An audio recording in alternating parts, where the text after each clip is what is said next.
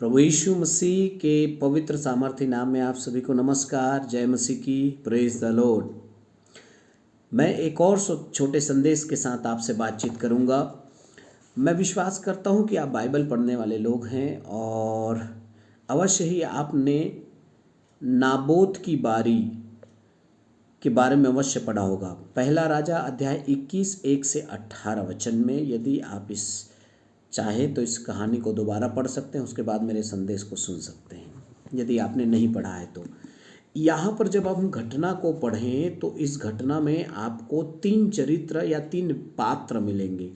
पहला पात्र है नाबोत, जिसकी एक दाख की बारी थी। दूसरा आहाब, जो इस्राएल देश का राजा था।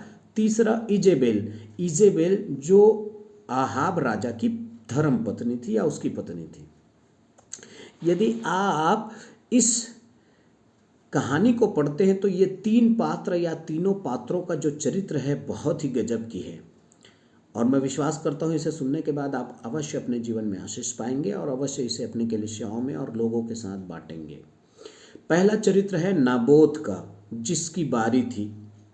ये नाबोत नामक एक व्यक्ति जो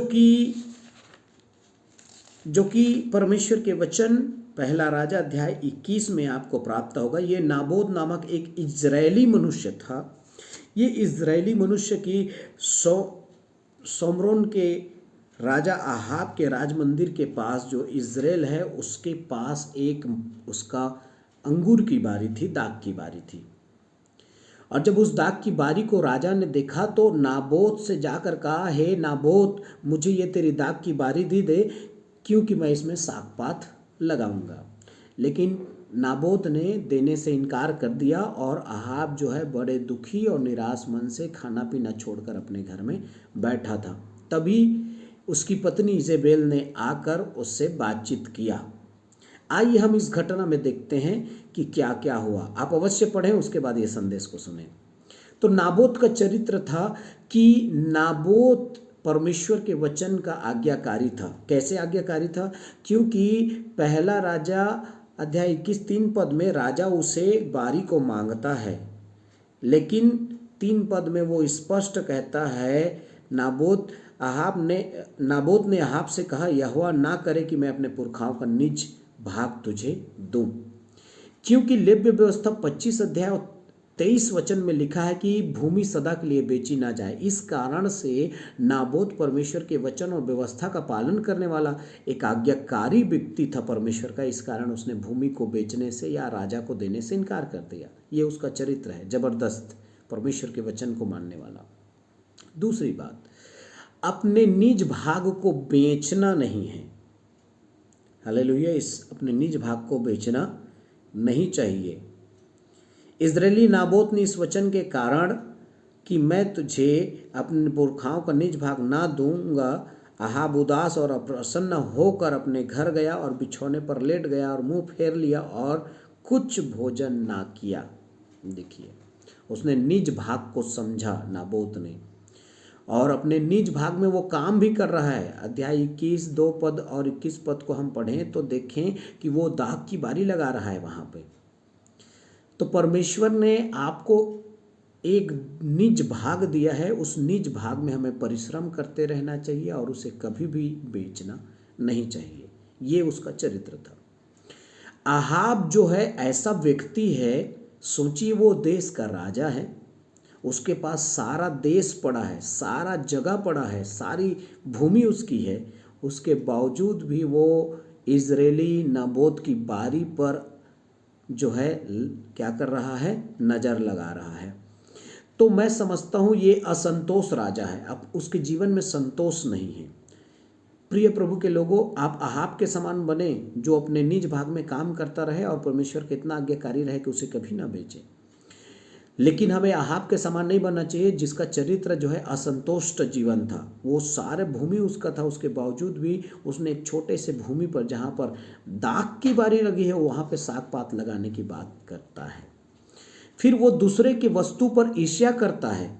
2 और 3 वचन के अनुसार यदि आप पढ़ें तो ये भाई उसके छोटे जमीन पर क्यों ये नज़र लगा रहा है। ईर्ष्या, देखिए ईर्ष्या होती है, इतने बड़े राजा होकर उसके पर पर्याप्त जमीन है, धन संपत्ति सब कुछ है, उसके बावजूद भी उसके जीवन में ईर्ष्या है। ये कई बार हमारे जीवन में होता है कि हम कितना भी हमारे पास धन संपत्ति, कपड़े लत्ते, पैसा हो, हम दूसरे के वस्तु को देखते हैं तो हमें ईर्ष्या होने लगती है, लालच उत्पन्न होने लगता है। लेकिन आपको बताना चाहूँगा कि इजेबेल का चरित्र कैसा था। इजेबेल बहुत ही दुष्ट स्त्री थी। इजेबेल बहुत ही दुष्ट पत्नी थी। क्यों?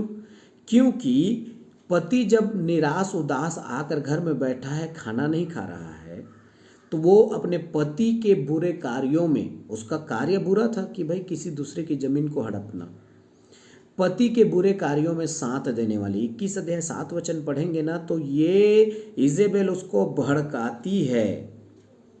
क्या करती है? भड़काती है, उकसाती है। ये दूसरा चरित्र कितना खतरनाक है। कई स्त्रियां आज भी अपने पति के गंदे कामों में, वो शराब निकाल रहे तो शराब का साथ दे रहे, वो जुआ खेल रहे तो जुआ का साथ दे रहे, वो घूमने जा रहे तो घूमने का साथ दे रहे। अपने पति के बुरे काम पर बिल्कुल भी आप साथ ना दें। दूसरी बात, अपने पति को समझाएं, ना कि उसे उकसाएं। जैसे उसने 21 अध्याय 25 पद में उकसा दिया, क्या तू राजा नहीं है तो उसके जमीन को मैं तुझे दिलाऊंगी, तो उठ और खाना पीना खा। देखिए कैसे। फिर तीसरी बात, अपने स्वार्थ के लिए ईश्वर का सहारा लेने वाली। उसने क्या किया? एक बड़ा परमेश्वर की महिमा के लिए यज्ञ तैयार किया और उसने नाबोत को भी वहाँ बुलाया और उसकी चिट्ठी निकाल कर उस व्यक्ति को जो है मरवा डाला। परमेश्वर का सहारा लेके गलत काम करने वाले आज भी बहुत सारे लोग हैं। कलीसिया का सहारा लेके, सेवकाई का सहारा लेके, परमेश्वर के नाम का सहारा लेके, काम का सहारा लेके आज गलत काम करने वाले बहुत सारे लोग हैं। 21 अध्याय 9 पद, पहले राजा का, आप परमेश्वर का नाम लेकर गलत काम ना करें। और ये स्त्री जो है निर्दोष की हानि उठाने वाली थी, निर्दोष की हानि करने वाली थी। 21:10 के अनुसार उसने इजरायली नाबोत की जमीन भी छीन ली और उसे मार भी डाला। और लास्ट बात, ये दुष्ट चरित्र था इजेबेल का, और वो है परमेश्वर के दास के विरुद्ध चलना। उसने एलियाह को मरवा डालने का प्रयास किया, उसकी किसी भी आज्ञा का पालन नहीं किया। 19 अध्याय पहला राजा 2-3 वचन पढ़ेंगे तो आपको पता चल जाएगा। ये अनाज्ञाकारी परमेश्वर के दास के विरुद्ध चलने वाली व्यक्ति थी। इजेबेल का चरित्र है पति के बुरे काम में साथ देने वाली, पति को उकसाने वाली, अपने स्वार्थ को सिद्ध करने के लिए परमेश्वर का सहारा लेने वाली, निर्दोष की हानि बहाने वाली, निर्दोष की हानि करने वाली, परमेश्वर के दास के विरुद्ध चलने वाली। प्रियों, आप ऐसे बुरे चरित्र से बचे रहें, ध्यान से सुनिएगा, बुरे चरित्र से बचे रहें। स्त्रियों जो परमेश्वर की कलीसिया के लोग हैं, अपने पति के बुरे काम में साथ न दें, उसे उकसाएं नहीं, भड़काएं नहीं, वरन समझाएं, सिखाएं। उसे बोलना चाहिए, तू तो राजा है, तेरे पास संपूर्ण जमीन है, तू एक छोटे से जमीन के लिए क्यों बेचारे को परेशान कर रहा है, ये समझाना चाहिए था। आहाब असंतुष्ट था, उसके जीवन में सब कुछ होने के बाद भी वो संतोष का जीवन नहीं जी रहा था। ऐसा हमें कभी भी नहीं बनना चाहिए। हमें दूसरों की वस्तु पर लालच और ईर्ष्या और डाह नहीं करना चाहिए। हम जो भी बढ़ते हैं उनके बढ़ने में हमें भी खुशी और शांति और आशीषित होना चाहिए। नाबोत का चरित्र था परमेश्वर के आज्ञाकारी बने रहना, अपने निज भाग को नहीं बेचना और अपने निज भाग पर काम करते रहना। ऐसे पवित्र चरित्र रखने वाला व्यक्ति हमें बनना चाहिए, ना कि आहाब और इजेबेल के समान। परमेश्वर आप सभी को इस संदेश के द्वारा आशीष दे। God bless you. जय मसीह की।